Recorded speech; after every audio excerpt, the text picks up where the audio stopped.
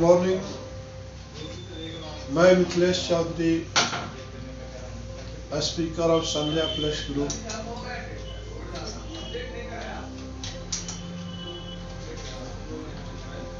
जिंदगी, आज मैं टॉपिक लेकर के आया हूं, कस्म कस्म जिंदगी। ये जिंदगी बहुत ही दर्द भरी है, इतनी दर्द देती है कि इसको जीना बहुत मुश्किल हो जाता है। अब हम चलते हैं कि कस्म कस्म जिंदगी क्या है। जैसे हम हम जब पैदा होते हैं, धीरे धीरे बड़े होना शुरू करते हैं, तो फैमिली में हमको काफी कुछ लोग सपोर्ट करते हैं, कुछ लोग बहुत तकलीफ देते हैं। माँ सपोर्ट करती है तो बाकी लोग बहुत तकलीफ देते हैं। जिए तो जिए कैसे, ये जिंदगी जो है बहुत कस्म बन के जाती है। क्या करे नहीं करे, क्या करे क्या नहीं करे, किसके सहारे करे, किसके लिए करे, क्यों करे कहाँ करे, क्यों करे कहाँ करे, ये जिंदगी जीने के लिए बहुत मजबूर कर देती है, बहुत दर्द देती है, बहुत तकलीफ देती है। दूसरा आता है रिलेटिव्स। एक रिलेटिव नाराज होता है, एक रिलेटिव खुश हो जाता है। आखिरकार जिंदगी को जिए तो जिए कैसे। ये जिंदगी बहुत दर्द भरी है और कस्म बन करके रह चुकी है। कुछ करना चाहते हैं तो होता नहीं है। सुबह में उठते हैं तो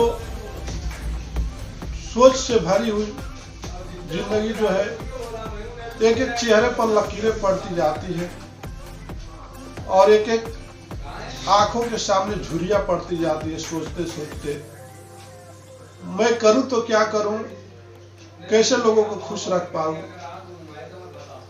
जितना हम कोशिश करते हैं दूसरे को खुश रखने के लिए, उतना ही हम दुखी होते चले जाते हैं। ये है हमारी कस्म जिंदगी। नैबर पड़ोसी हमको खुश रखना, रहना नहीं देना चाहता है।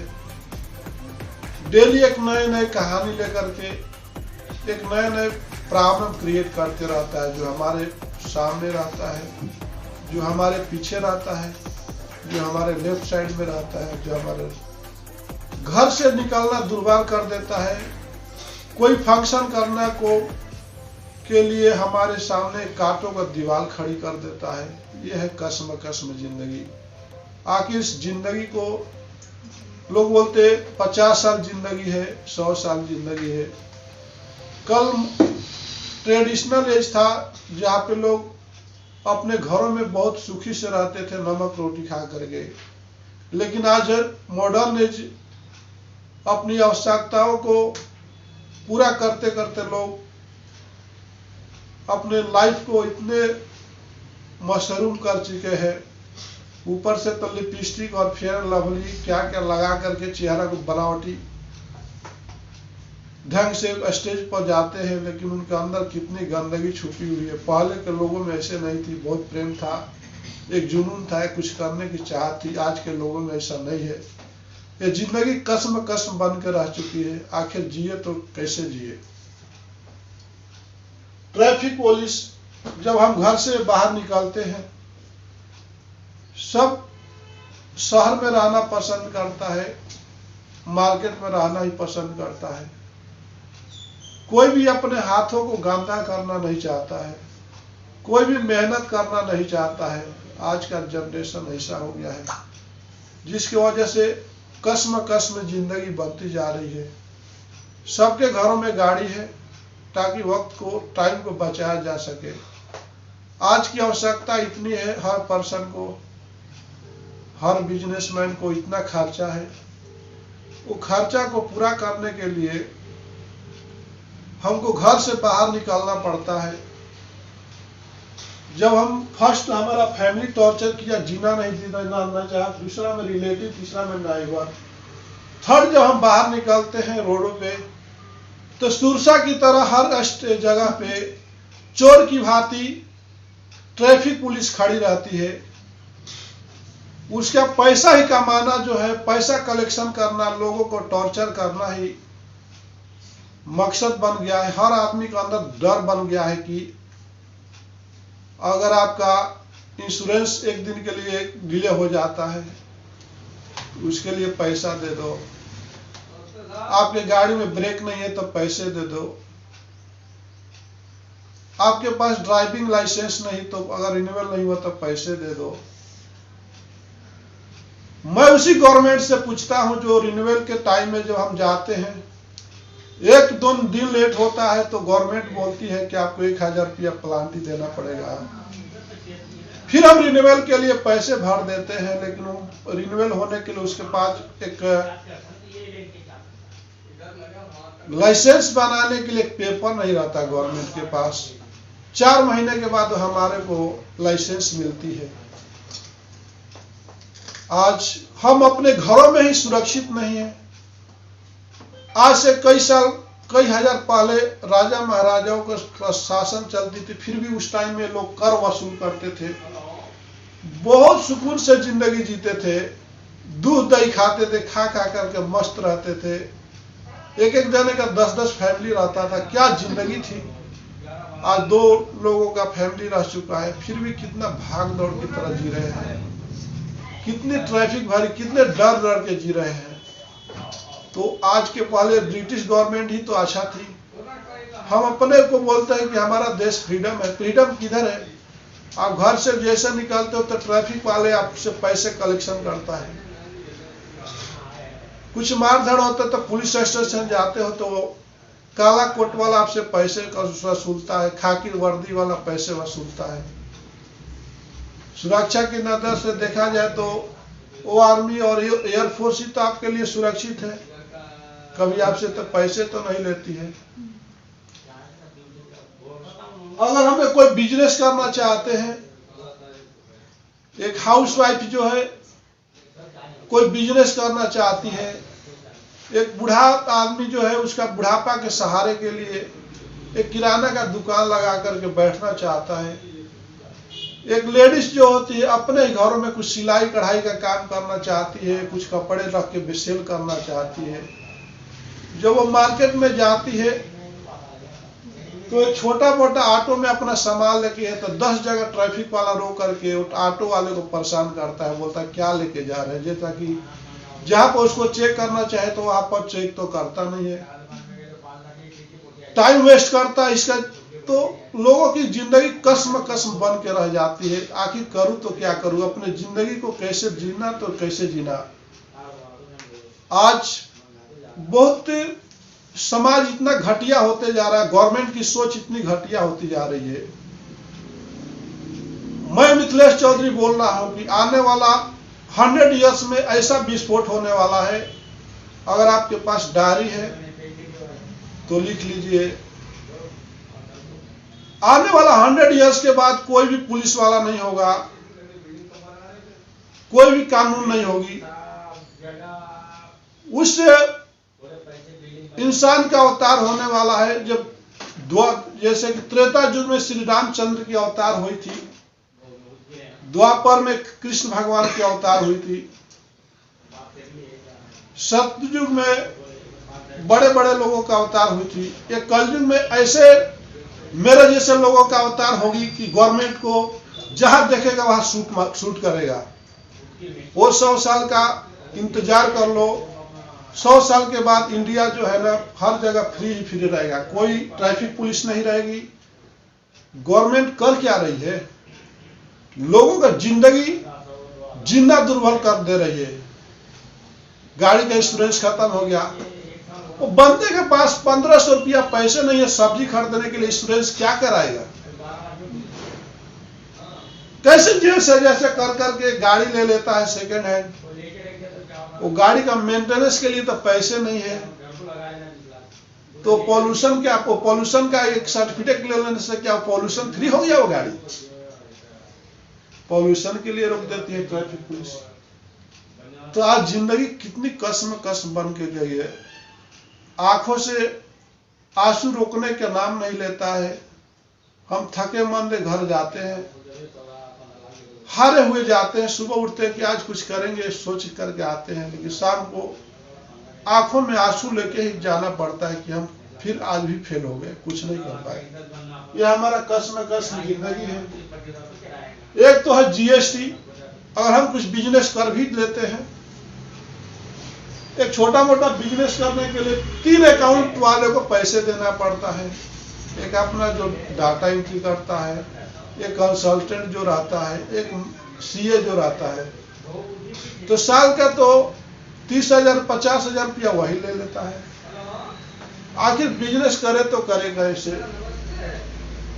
और हर जगह पे जो है आगे चलते हैं तो आईटी रिटर्न वाला साल को बोलता है कि 3 बार आप पैसे डाल दो, आप बिजनेस इनकम टैक्स, इनकम हो या ना हो इनकम टैक्स भर दो, नहीं तो आपको प्लांटी लगेगी। मैं वही गवर्नमेंट से पूछता हूं, एक बिजनेस करने वाला एक कॉन्ट्रैक्टर होता है, रोड बनवा लेता है, टेंडर भर देता है, सबसे कम रेट वाले को ही टेंडर देते हो, अच्छे रेट वाले को तो टेंडर देते नहीं हो। टेंडर के बावजूद जो कॉन्ट्रैक्टर पूरी तरह से अपना पैसे लगा के देता है, उसको 6-6 साल तक पैसे नहीं गवर्नमेंट देती है, उसका इफेक्ट बिजनेसमैन पर जाता है।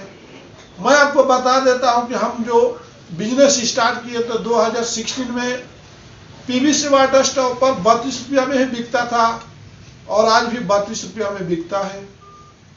तो मैन्युफैक्चरर, एक बिजनेसमैन किधर सेफ है? एक स्टाफ को सैलरी देने में बड़े बड़े कंपनियों वालों का हालत खराब हो जाता है। कल तक लेबर की खर्चा कितनी थी और आज लेबरों की खर्चा कितनी है? कल तक काम करने वालों को इफिशियंसी कितनी थी, ईमानदारी कितनी है थी, और आज कितने लोग हॉनेस्टी के साथ काम करते हैं? तो कसम जिंदगी बन के आ रही है। मैं मिथिलेश चौधरी आपको इस वीडियो के थ्रू आपको बता देना चाहता हूं कि आने वाला 100 ईयर्स में ऐसा विस्फोट होगा, मानवता नाम का कोई चीज नहीं रह जाएगी। एक इंसान को काट करके खाएगा, जैसे आज तो जंतुओं को खाता है। हम अपने डायरी में नोट कर लो, हमारी भविष्यवाणी अगर फेल हो गई तो आप बोल दीजिएगा। मैं बहुत पहुंचा हुआ फकीर हूं, जो बोलता हूं वही करता हूं, जो नहीं बोलता हूं। मैं भविष्यवाणी अपना एक्सपीरियंस को, अपना दर्द भरी जिंदगी की कसम के हिसाब से बोल रहा हूं। आने वाला 100 ईयर्स में कोई इंडिया में बचने वाला नहीं होगा, एक दूसरे पर वार करने वाला ही होगा। सारे देश मिलकर के इंडिया को ऐसे बर्बाद करेंगे, क्योंकि इंडिया जो है, इंडिया गवर्नमेंट इंडिया वालों को ही बर्बाद कर रही है। हम कहीं भी सेफ नहीं है, ना बिजनेस कर पा रहे हैं, ना कुछ कर पा रहे हैं। पैसे हम लग रहा था हम ओनली गवर्नमेंट के लिए ही काम कर रहे हैं। हम इतने मेन पावर मशीनरी लगा करके, करंट बिल भर के, हर जगह पर करप्शन है, उनको पैसे दे दो, जीएसटी भर दो, टाइम पे कर दो। हम तो लग रहा है कि ओनली फॉर गवर्नमेंट के लिए जॉब कर रहे हैं, ना कि हम अपने स्टाफ को सैलरी 8,000 9,000 10,000 देने में भी बहुत परेशानी हो जाता है। लेकिन गवर्नमेंट 2-2 लाख 4-4 लाख रुपया लेने के बाद भी डेली उसका भी फोन आता है कि ये कर दो तो वो कर दो। उतना टैलेंटेड आदमी एक 10 लाख 20 लाख बिजनेस करने वाला एक सीए कहां से रखेगा, एक अच्छा अकाउंटेंट कहां से रखेगा, जिसकी पगार जो 25 लाख 4 साल को रहता? तो हाउ, कैसे? ये जिंदगी बहुत कसम बन के रह चली है। इसलिए आजकल कोई भी 4 कदम बढ़ाने से पहले बिजनेस में फिर पीछे आ जा करके फिर अपना वो ठेलिया लगाना ही पसंद करने लगता है। तो ठेलिया भी कितना लगाएगा? सेल टैक्स ऑफिसर हर जगह पे सुरसा की तरह खड़ा हुआ है। वो तो त्रेता युग ही अच्छा था, कम से सुरसा तो एक ही थी, रावण तो एक ही था। आज तो हर घर में, हर समाज में रावण है, सुरसा है। गवर्नमेंट ही सुरसा बन के खड़ी है। निकले तो निकले किस रोड से ऑटो वाला? एक ऑटो वाला रात दिन मेहनत करके उसके बीवी बच्चों का इधर चिंता है, उसको साग सब्जी की चिंता है, सता रही है कि आज हम अपने बच्चों के लिए 400 रुपया नहीं लेके गए तो आज खर्चा कैसे चलेगा। वो मेहनत करता है, दिन भर ऑटो धूप में चलाता है, उसको एक यूरिन भी लग गया तो पेशाब पॉइंट में करने के बजाय कोई जगह नहीं मिलता है कि कहीं जाके पेशाब कर सके। प्यास लगी होती है कि ऑटो ड्राइवर का, वो पानी पीने के लिए तरस जाता है, उसके अंदर पानी रखा हुआ इतना 40 डिग्री टेम्परेचर पर चला जाता है। कितना मेहनत करके एक ऑटो ड्राइवर आपके माल को सही सलामत पहुंचाना चाहता है, लेकिन वो सुरक्षा रूपी गवर्नमेंट जिसको हम बोलते हैं सेल टैक्स डिपार्टमेंट और आरटीओ डिपार्टमेंट इतने गंदे खतरनाक पोजीशन में खड़े रहते हैं कि उस ऑटो वाला चाहता तो 4 ट्रिप मारता था, उसको 2 ट्रिप मारने के लिए भी मजबूर कर देती है। उसका इनकम सुबह से शाम तक थक करके आ जाता है, जो भी कमाता है आरटीओ वाला 500 रुपया उसे ले लेता है। गाड़ी को ऊपर चला गया तो क्या हुआ, अरे तुम 5 ताला के इंडिया में 5 ताला से 2 ताला से पहले अथॉरिटी नहीं थी लोगों का, 50 फ्लोर बना देते हो, जो कि पॉल्यूशन का कारण बनता है, वातावरण पूरा गलीज हो जाता है। और वो ऑटो वाला क्या अपने लेबर से क्या 1 फीट ऊपर चला गया तो तुम्हारा क्या हो गया, तुम पैसे ले लिया तो क्या नीचे चला गया। मैं पूछता हूं उस आरटीओ डिपार्टमेंट वालों से, सेल टैक्स डिपार्टमेंट वाले से, क्या वो तुम अगर उस जगह पर रहता, उस ऑटो ड्राइवर से तुम्हारा आत्मा से कोई पूछा को 500 रुपया तुम उससे ले रहे हो, थोड़ा सा ऊपर चल गया तो 500 रुपया उसको निकला तो तुम्हारे प्रति बददुआ कितनी निकली। अरे आज के समाज में साले तुम आरटीओ वाले, माँ के लौड़े साले जितने भी गवर्नमेंट वाले हैं, मैं बददुआ देना चाहता हूं कि हर बिजनेसमैन को तबाह करके रख दिए हो आप लोग। जिए तो जिए कि ऐसे ये कसम जिंदगी बन के रह चुकी है। इसके बाद आता है ट्रांसपोर्टेशन। ट्रांसपोर्टेशन भी बिजनेस का सबसे बड़ा इंपॉर्टेंट पार्ट होता है। ट्रांसपोर्टेशन जो होता है बिजनेस का, आज सुरक्षा की तरफ पेट्रोल और डीजल की रेटें बढ़ती जा रही है। एक जगह से दूसरे जगह जाने के लिए आपको ट्रांसपोर्टेशन की जरूरत है। आज हम 2 किलोमीटर जाने के लिए भी 150 रुपया पेट्रोल देना पड़ता है ट्रांसपोर्टेशन। 3 किलोमीटर के लिए 500 रुपया ट्रांसपोर्टेशन देना पड़ता है। और 500 रुपया कमाने के लिए कितने का सेल करना पड़ता है सर, आप कभी सोचे हो? 2% का 3% का मार्जिन रह गया है। हमारा जो है कोई भी प्रोडक्ट बनाने के लिए, चाहे रबर हो या पीवीसी प्रोडक्ट हो, उस पर 8 रुपया का जो है करंट बिल का चार्ज पड़ता है पर यूनिट। 1 यूनिट का कीमत 6 से 8 रुपीज पर यूनिट होता है। एक प्रोडक्ट बनाने के लिए पर केजी 6 रुपया से 8 रुपया केजी खाली उसका खर्चा हो जाता है। इसके बाद 40% जो एक्सपेंसेस हो जाता है, लेबर का देना, उसको देना, ये देना, वो देना। तो 1 रुपया के मटेरियल को 2 रुपया तक उसका लागत हो जाती है। और 2 रुपया 50 पैसा में भी बेचना चाहता है तो 50 पैसा जो है ट्रांसपोर्टेशन करे तो क्या करे। अगर दूर भेजना चाहेगा तो दूर वाले पार्टी जो है, हम जिस प्रोडक्ट को बनाते अपने घर में तो नहीं रख सकते। हमारा प्रोडक्ट को जब दूसरे के पास नहीं जाएगा तो हमको बेनिफिट क्या मिलेगी। ये कसम जिंदगी बन गई है। आज हम कुछ करना चाहते हैं लेकिन गवर्नमेंट करने नहीं देती है। आज पेट्रोल 7वें आसमान पे बढ़ते जा रहे हैं, डीजल 7वें आसमान पे। तो आपसे अदर स्टेट वाले आपके साथ बिजनेस करेंगे तो कैसे करेंगे। आप एक मटेरियल आपको खाली लोकल ट्रांसपोर्ट और उस ट्रांसपोर्ट तक जाने के लिए पर केजी 10 रुपया हो जाता है, उसको 20 रुपया हो जाता है। फिर उसके पास भी लोकल रहेगा तो पर केजी पर 30 रुपया लोग खर्चा करके एक दूसरे स्टेट से मटेरियल कैसे मंगाएंगे। तो बिजनेस करे तो कैसे करे।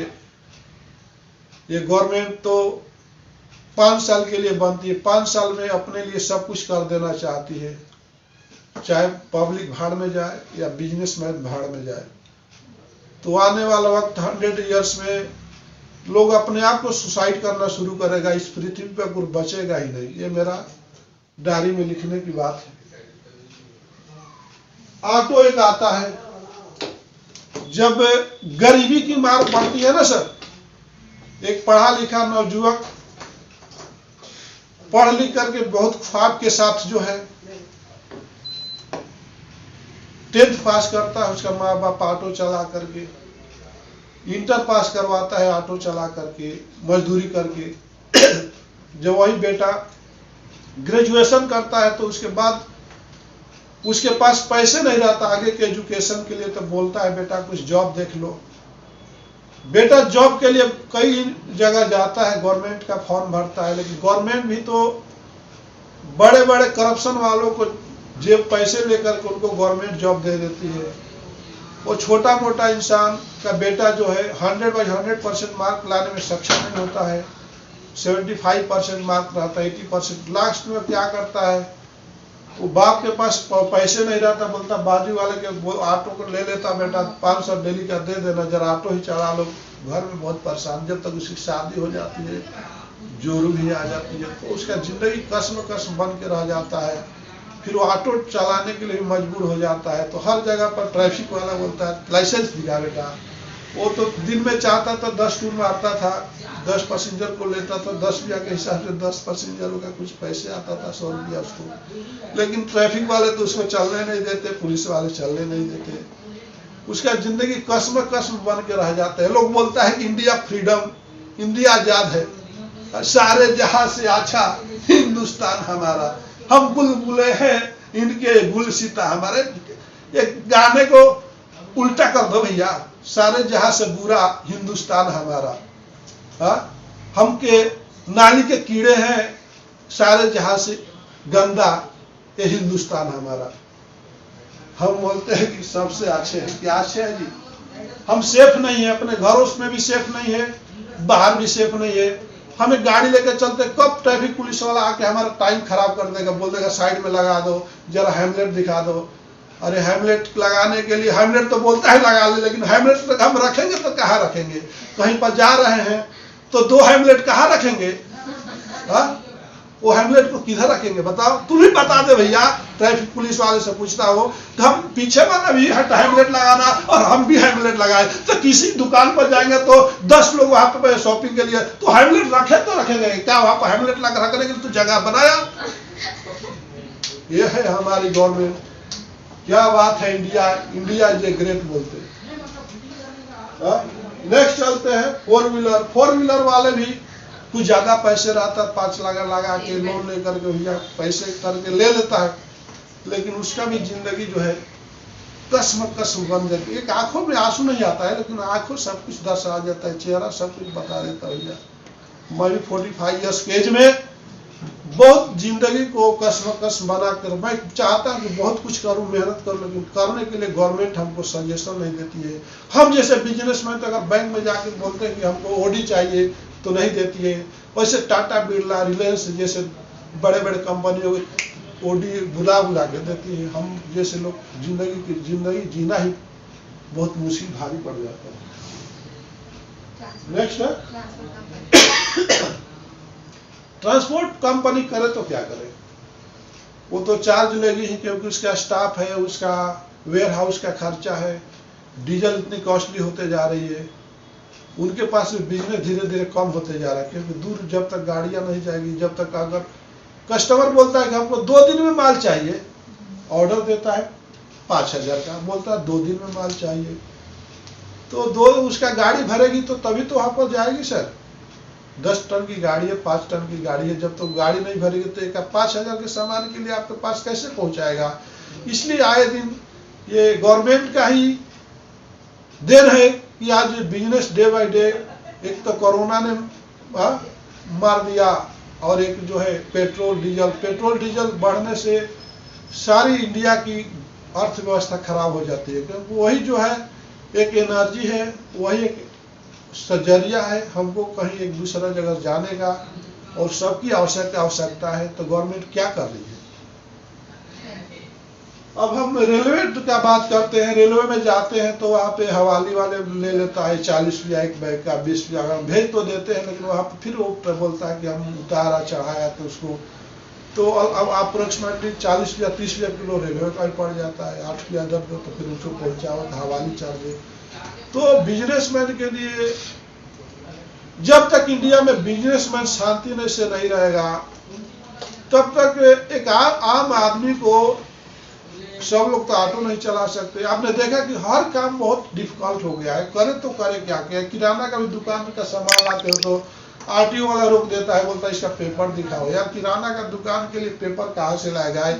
एक हाउस वाइफ भी कुछ साड़ियाँ ला के बेचना चाहती है, उसको भी रास्ते में रोक लेता है, बोलता है कि इसका पेपर दिखाओ करो। तो जिंदगी बहुत कसम बन के रह गई है। आखिर जिए तो जिए कैसे, आने वाला वक्त कैसा होगा, हमारा बच्चों का फ्यूचर कैसे होगा, ये सोच करके हमको तो बहुत तकलीफ हो रही। पता नहीं आपको क्या हो रहा है।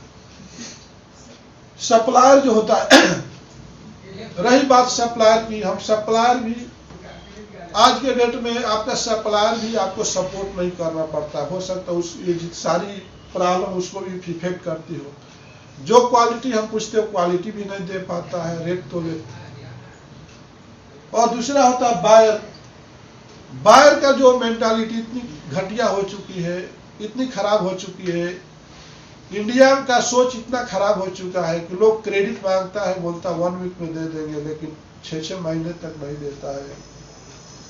तो एक बिजनेसमैन करे तो क्या करे, अपना करंट बिल तो भरना पड़ता, रूम रेंट तो भरना पड़ता, स्टाफ को तो देना पड़ता, और जो रेडी स्टॉक रहता है उसका भी पैसे जाम रहता है, मशीनरी का पैसे जाम रहता है, और एक और जाम हो जाता है उसका जो प्रोडक्ट जो मिलने वाला 2% 3% का बिजनेस रहता है उसको भी पैसे जाम हो जाता है। तो आज आपने देखा कि ये कसम कितनी जिंदगी है, इसको जीने के लिए बहुत मुश्किल हो रही है। सब बनावटी हंसी हंस रहे हैं, लेकिन ओरिजिनल हंसी किसी के चेहरे पर नहीं है।